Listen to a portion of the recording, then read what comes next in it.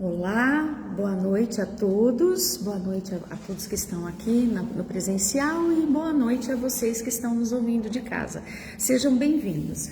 Lembrando então que essa live, ela inaugura hoje um novo horário. Antes começava às 18, agora começa às 18h15, vai até às 18h45 e tantos presentes como vocês de casa estão convidados a participarem pelo chat e a ir contribuindo com as reflexões e com os comentários ou perguntas que vocês tiverem para fazer, combinado? Então a gente vai começar com uma breve oração e em seguida a gente começa o nosso bate-papo de hoje. Senhor, nós queremos te agradecer por esta oportunidade bendita de encontro na tua palavra, porque a tua palavra nos diz que quando um ou dois estiverem reunidos em teu nome, tu ali estarás. Estamos aqui reunidos em teu nome e para o nosso próprio bem e crescimento espiritual, no aprendizado das coisas que mais precisamos aprender para sermos saudáveis, felizes, fortes e firmes no caminho que o Senhor tão amorosamente tem nos ofertado ao teu lado. Esteja conosco, Senhor, nesta reunião, inspira-nos e abençoa-nos. Em nome de Jesus, que assim seja. Amém. Muito bem, a gente vem estudando aqui, nós já falamos de literatura, nós já falamos de filmes de alcoólicos e de dependentes de drogas, mas nós estamos nesse momento falando do livro azul do Bill W., num momento do livro em que ele começa a fazer uma reflexão que ele diz o seguinte: o alcoólico, quando bebe, gosta de chamar a atenção para si. Como sabemos que o álcool diminui a autocensura, então é assim, a gente vinha falando nas outras lives que o álcool preenche algum vazio, né? Lembra aquela história que eu acho que eu cheguei a contar aqui, a história dos meninos que lutaram na guerra do Vietnã? Boa noite, Clara, boa noite, Rosana. Então foi assim, olha, foi uma história que mostrou pra gente o quanto o vício, ele vem preencher um vazio, ele vem preencher uma necessidade que não é atendida. Quando você tem essa necessidade atendida, você deixa de ter a necessidade do vício. Então, na guerra do Vietnã, os meninos eram todos jovens, 18, 20 anos, então do dia para a noite eles largaram a casa, os estudos, as namoradas, o beisebol, o esporte, botaram uma metralhadora na mão deles e mandaram eles metralharem outros garotos da mesma idade. Chegou a um ponto tal que o próprio exército começou a oferecer drogas, maconha e cocaína para esses meninos continuarem ali. Quando a guerra acabou e eles voltaram para casa, uma grande parte deles, os órgãos de saúde se reuniram e disseram assim, bom, a gente vai ter que montar um programa de saúde pública para dar conta dessa multidão de garotos viciados que chegam do Vietnã. Qual não foi a surpresa destes órgãos de saúde, e depois eles documentaram isso, que 90% dos meninos que já eram viciados em cocaína e maconha, ao voltarem para os seus lares, para os seus esportes, para as suas namoradas, para os seus estudos, abandonaram o vício sem nenhum tipo de tratamento. Somente 10% precisaram fazer tratamentos e continuaram por algum tempo ou pelo resto da vida viciados.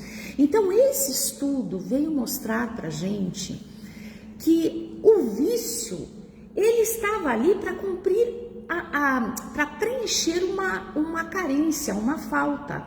Então ele não queria metralhar outro garoto, ele queria ter a vida dele lá, estudar, trabalhar, namorar, casar. Isso foi tirado dele, percebe? A hora que isso é devolvido para ele, fala assim, tá aqui a tua vida de volta para você. Ah, tá bom, não preciso mais desse vício, né? Então, essa foi uma experiência muitíssimo forte que faz a gente entender, perceber, refletir que o vício, ele entra no lugar de uma necessidade que não está sendo atendida. De que necessidade estamos falando? Uma carência, um amor, uma família, um trabalho, um estudo, um acolhimento, companheiros que te tragam boas referências, porque eu já vi histórias de garotos e garotas que não querem beber, que não gostavam de beber, mas as amizades, todo mundo bebia, eles iam ficar de fora. Então, quando você encontra um grupo, como na Irmandade de Alcoólicos Anônimos, quando você encontra um grupo onde você encontra pares que pensam como você, que sofrem como você, que lutam como você, aquilo te traz uma força moral inimaginável. E é por isso que as pessoas se curam, né? Se regeneram dentro de uma sala de Alcoólicos Anônimos. Então, o Bill dizia o seguinte, o que acontece? Normalmente, a pessoa alcoolizada está chamando a atenção para si, né? Normalmente. Se ela é tímida, ela fica engraçada. Se ela não tem coragem, ela vira valentona. Se ela não se acha atraente, daqui a pouco se sente maior sexy. Então, por quê? Por que isso acontece? Por que o álcool faz isso? Porque ele mexe diretamente, ele mexe com vários sistemas do nosso cérebro, mas num primeiro momento, em primeiro lugar, com o lobo frontal. O lobo frontal, ele é responsável pela nossa capacidade de raciocinar e de tomar decisões conscientes. Vocês já repararam quando você está querendo estudar alguma coisa? Você não põe a mão aqui, eu preciso me concentrar. Não é assim que a gente faz? Então, isso é um estímulo ao lobo frontal, porque ele é responsável. Lembra o Chico Xavier, quando psicografava, que fazia assim?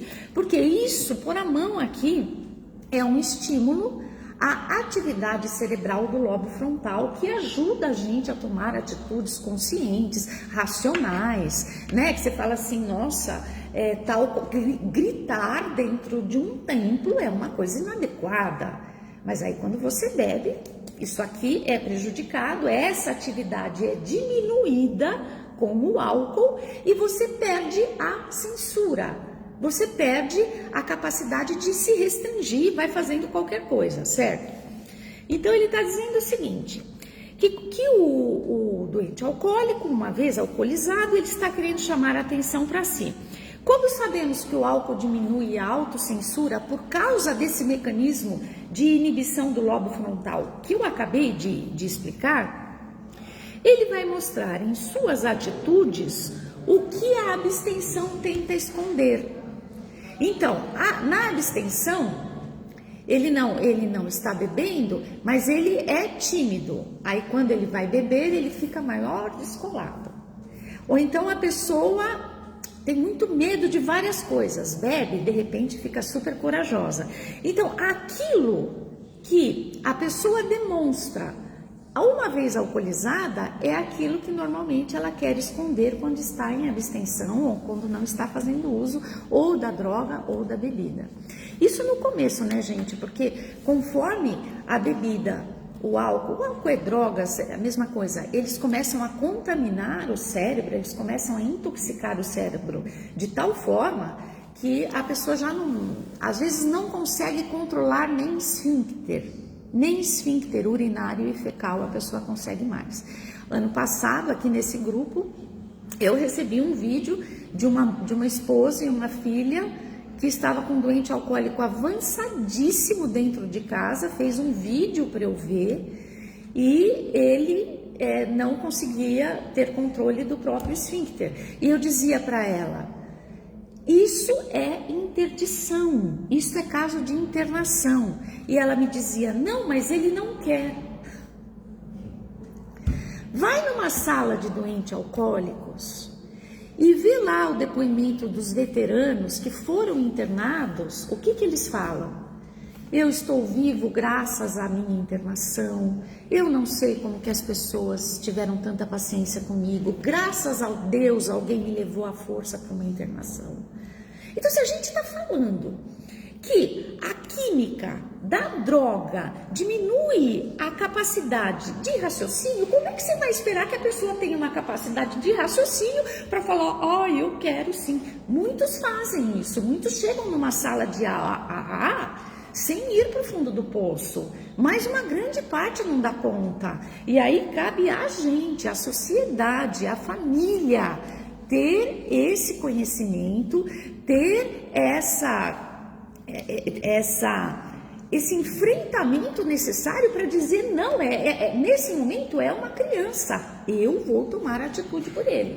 Quando ele estiver sóbrio, e aí se ele quiser beber de novo, isso é com ele, mas nesse momento ele não tem condição de decidir nada, tá certo? Muito bem. Então, olha só, agora como esse encontro, ele é um encontro que fala dos aspectos emocionais, físicos e espirituais do alcoolismo. E a gente aqui é um centro espírita. Então eu sempre vou trazer um casinho espírita para ilustrar o que a gente vem conversando aqui. Eu tento sempre falar da fisiologia, da emoção, mas também do espiritismo. Olha só, o Jacob Mello, vocês conhecem os espíritas mais antigos? É um palestrante bem conhecido da FEB, da Federação Espírita do Brasil. Vocês podem procurar ele na internet. Ele conta uma história que uma vez a FEB chamou ele para fazer uma palestra num lugar bem legal, e aí ele ficou hospedado num hotel bacanérrimo assim, e ele acabou de dar a palestra tal, foi tomar um café. E ele tem mediunidade de clareaudição, ou seja, ele ouve eventualmente os espíritos falando com ele, só que ele não sabe se são bons ou maus, mas ele ouve. Então, ele estava lá no café do hotel, um café super chique, e do ladinho, assim, tinha um balcão com flor, tal, com uma pinga bem brasileira, cachaça, assim, para impressionar gringo, sabe? Porque é uma bebida bem brasileira, né? Uma cachaça de boa qualidade e um copinho, assim, para as pessoas se servirem à vontade. Que foi que o Jacob descobriu? Pela mediunidade de clareaudiência dele, ele que nunca pôs uma gota de álcool na boca, ele não tem interesse, ele não tem vontade, nunca teve. Ele ouviu assim, agora põe no teu café um pouquinho de pinga, ai que delícia. Então, uma pessoa mais desavisada vai falar assim, vai achar que é uma autossugestão e vai lá e vai pôr, mas ele fala, eu não gosto de beber, essa voz não é minha, porque ele ouviu a voz. Essa voz não é essas vozes que a gente ouve da gente mesmo, né? Daí ele pegou, sentou e falou, que roubada. No que ele estava sentado ali, ele viu 2 outros homens pedirem um cafezinho, sentar, levantar e ir pôr um pouco de pinga no café. Sabe o que era aquilo?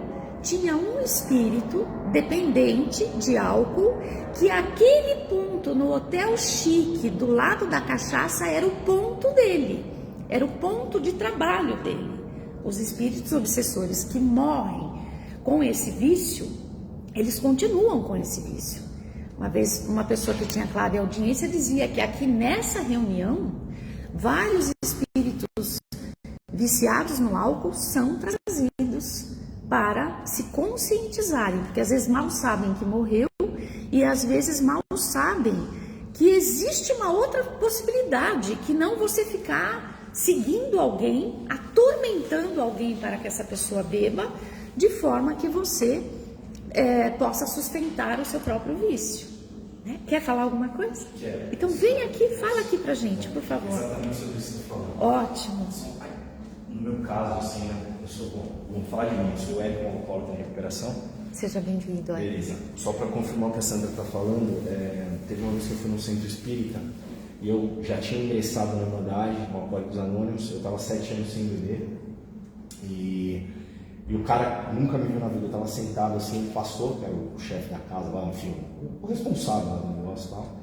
Aí ele perguntou, ele passando por mim, ele voltou e falou assim, você bebe? Aí eu falei, faz 7 anos que eu não bebo. Aí ele veio, bateu no meu peito e falou, tem coisa aí ligada espiritualmente ainda a você. Você tem que fazer tal e tal tratamento. Tá. Então eu só queria confirmar isso que você está falando. Perfeito. E você fez o tratamento? Mais ou menos. Seja bem-vindo. Tá. Obrigada, muito obrigada pelo depoimento. Então, hoje a gente tem a honra de ter um colega aqui da sala de AA com a gente. Muito obrigada. E a gente vinha dizendo isso antes da live, então vou falar de novo para quem não ouviu poder acompanhar, né? A gente percebe uma clara disciplina das pessoas que são membros de AA. Eles chegam assim com uma disciplina de horário, de não se melindrar que o tempo acabou, de ser sucinto, de respeitar a fala do outro, coisas que às vezes a gente deixa passar aqui no nosso meio, e é muito bom a gente aprender isso com eles. Obrigada pela sua presença e por nos trazer essa lembrança. Então, isso faz a gente lembrar que na presença de um vício, quando nós temos um vício qualquer, o nome desse trabalho também era um trabalho de dependência química e alcoólica, e agora a gente expandiu para dependências, porque a gente viu que álcool, drogas, pornografia, tabaco, jogos, comilança, obesidade, dispositivos eletrônicos, gente, o que mais? A nossa sociedade é uma sociedade adoentada pelos vícios. E o que vale para a Irmandade de Alcoólicos Anônimos, que indicou para a gente 12 passos de abstenção e sobriedade, vale para todas as outras irmandades e vale para as nossas dificuldades do dia a dia. Porque olha, se é verdade o que ele acabou de dizer, e a gente sabe que quando a gente tem um vício, nós não estamos sozinhos, nós sempre estamos acompanhados. Lembra que o apóstolo Paulo disse: o que vocês pensam que estão fazendo sozinhos, existe uma multidão de desencarnados, ele não disse com essas palavras, mas existe uma multidão de espíritos vendo o que vocês pensam, o que nós pensamos estarmos fazendo sozinhos. Então, nunca é sozinho, a gente está sempre acompanhado. Agora, uma coisa muito legal do Bill W, que passou, eu vou trazer a história dele aqui, porque vocês vão começar a admirar esse homem que criou essa irmandade. Mas uma coisa que eu acho linda nele é que no livro lá do livro azul, ele fala de todas as dificuldades, ele vai montando os passos e tal, mas ele fala assim: vocês já perceberam quais são as características positivas de um doente alcoólico quando está em sobriedade? Já leu isso? Não? É lindo. Por que vocês acham, vocês devem conhecer, eu conheço, aquela esposa que não desiste do marido doente alcoólico? Não desiste. Você fala assim, o Bill fala, eu não sei como que a minha mulher aguentou tantas coisas, mas por que ela não desistiu? Porque olha só, quando o doente alcoólico está em sobriedade, ele é um cara muito legal. E aí o Bill começa a falar essas características. Mas tem uma pessoa na Irmandade que eu admiro muito, e ele diz assim, quando eu começo a falar isso, ele diz assim: olha, não fala muito porque o doente alcoólico não pode ouvir elogio, senão a cabeça sobe. Mas eu vou falar aqui porque é bom a gente se apropriar das coisas. Você já sabe até quem fala isso, né? É bom a gente se apropriar das nossas forças, porque o tempo todo a gente é incentivado a admitir as nossas fraquezas. Chega uma hora que pesa, você fala, ai, tá bom, eu já sei, realmente, essa é uma dificuldade, mas toda hora você tem que admitir isso, às vezes te enfraquece. É muito importante que a gente também tome posse das nossas forças. Então, a característica positiva de um alcoólico em sobriedade, segundo Bill W, ele fala de sensatez e equilíbrio em relação a outros assuntos que não sejam o álcool. Porque quando o assunto é álcool, não existe sensatez e não existe equilíbrio. Principalmente quando a pessoa está 7, 8 anos, 10 anos, 2 anos em sobriedade e fala, se eu já consegui ficar 2 anos, o que me custa um golinho? E aí a gente sabe que 1 gole é pouco e 1000 goles não são o suficiente, né? Por quê? Por quê? Porque o alcoolismo é uma doença compulsiva. Se é uma doença compulsiva, a pessoa vai tomar 1 gole e vai conseguir se controlar? Vocês acham? Não, a doença é compulsiva. Ah, mas ele é fraco. Não, tem uma doença e não pode dar o primeiro gole, só isso, né? Então, olha lá. Sensatez e equilíbrio em relação a outros assuntos que não o álcool. Gente, olha isso aqui. Talentos, aptidões e habilidades especiais.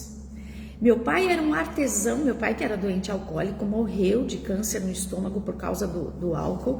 Ele era um artesão de mão cheia, assim, o que ele pegava de madeira, qualquer coisa, aquilo.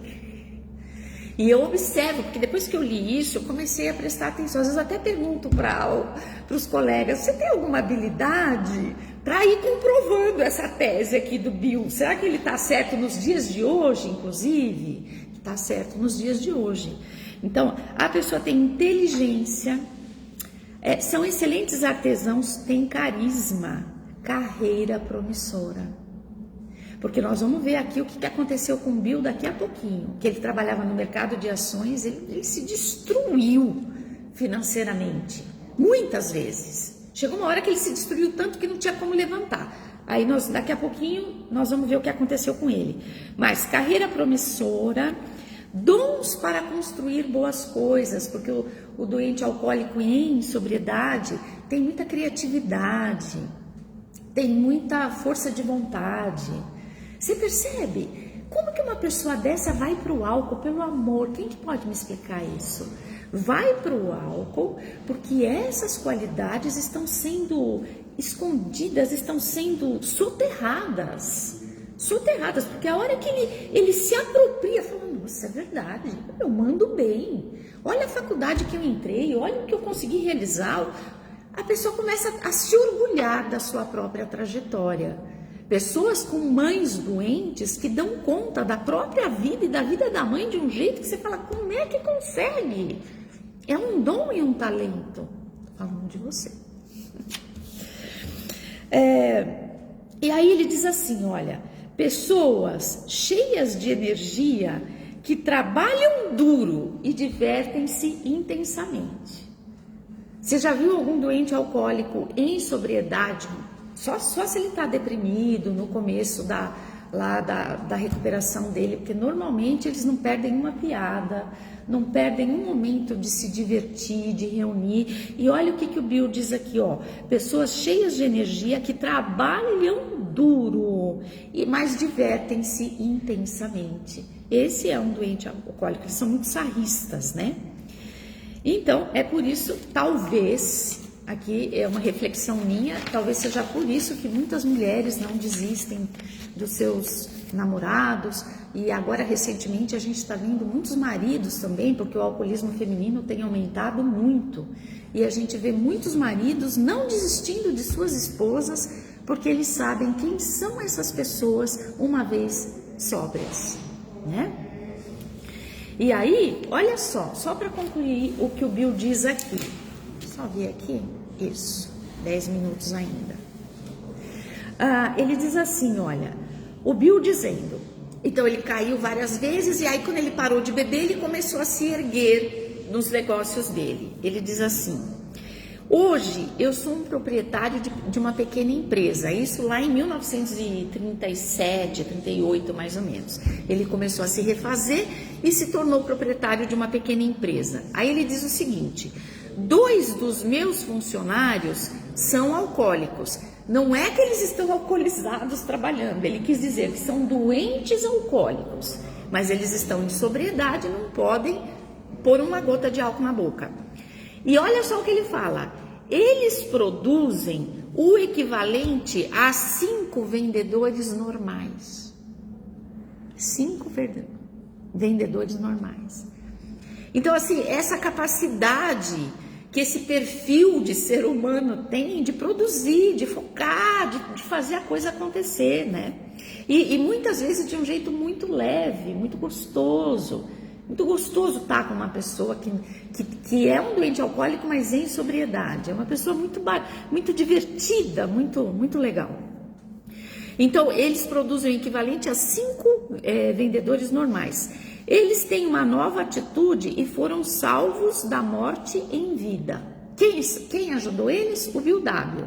Aí olha o que ele diz: apreciei cada momento gasto com a reabilitação deles. Então ele provavelmente deve ter ajudado com tempo, com dinheiro, com tudo que ele podia, e valeu muito a pena, porque essas pessoas hoje trabalham para ele e trabalham duro, né? Então, a gente também, só reforçando mais um pouquinho, que uma vez alcoólico, uma vez doente alcoólico para sempre. A gente tem caso, é uma doença genética, mas às vezes a pessoa não sabe que tem. A gente tem casos aqui de pessoas que vieram descobrir que eram doentes alcoólicos com 40 anos, depois da aposentadoria. Olha que loucura! Até a aposentadoria, por causa do freio moral, tenho que trabalhar, tenho que pagar conta, tenho que arcar com a família, não se permitia beber. Veio a aposentadoria, começou a beber, nunca mais parou. Muitos e muitos casos de doentes alcoólicos que se descobrem doentes alcoólicos depois da aposentadoria, quer dizer, eles já eram, mas eles se continham, bebiam um pouco, por quê? Por causa do freio moral. Não, agora que aposentei. E aí, essas pessoas, tanto os que se manifestam logo no comecinho, com 12, 15 anos, às vezes, como os que se manifestam tardiamente, todos são doentes alcoólicos para sempre. Não tem cura. É que nem diabetes, não tem cura. Mas tem tratamento, percebe? Tem tratamento. Eu, por exemplo, só um exemplo rápido na minha área, que é fisioterapia. A escoliose, que é aquela curva lateral da coluna, ela não tem cura. Ainda as pessoas que têm curvas muito grandes, às vezes fazem cirurgia, colocam placa para ficar um pouquinho melhor, mas não cura. Mas veja, tem tratamento. O tratamento é a fisioterapia para o resto da vida. Para o doente alcoólico, o tratamento é uma vida espiritual para o resto da vida, porque quando deixa de ir na sala ou de apoio espiritual, o negócio fica difícil. Mas tem tratamento. E aí o que eu vejo? Aquelas meninas que tinham a curva assim, depois do tratamento, elas têm uma postura que muitas outras garotas de 18, 20 anos que não têm escoliose, não têm a postura que essas garotinhas que têm escoliose têm. Por quê? Trabalharam tanto o corpo, tanta consciência, tanto fortalecimento, que você olha e fala, nossa, que postura bonita. Tem uma coluna assim e você nem percebe. Então, tem cura? Não, mas tem tratamento. E ao fazer o tratamento, muitas vezes você fica 1000 vezes melhor do que uma pessoa que não tem esse problema e que não se trata de jeito nenhum e de forma alguma. É um exemplo comparativo, tá? Então agora nós vamos fazer a nossa oração de encerramento e depois eu conto para onde a gente vai. Lembrando as pessoas que estão em casa que esse tratamento também inclui consultas de floral que estão totalmente disponíveis gratuitamente a quem quiser e nos contatar, tá bom? Então, vamos agradecer a Deus por esta oportunidade bendita de estudo, de conscientização, de trabalho no bem. Obrigado, Senhor, porque Tu és um Deus que nos dá esperança, que nos dá força, que nos dá motivação para viver, que nos ensina que, seja qual for a nossa dificuldade, Tu tens uma solução para ela. Faze, Senhor, cada coração perdido, aqui e fora daqui, compreender que existe uma saída, que existe uma ajuda e que a Tua mão está estendida hoje e sempre. Em nome de Jesus, muito obrigada. Amém.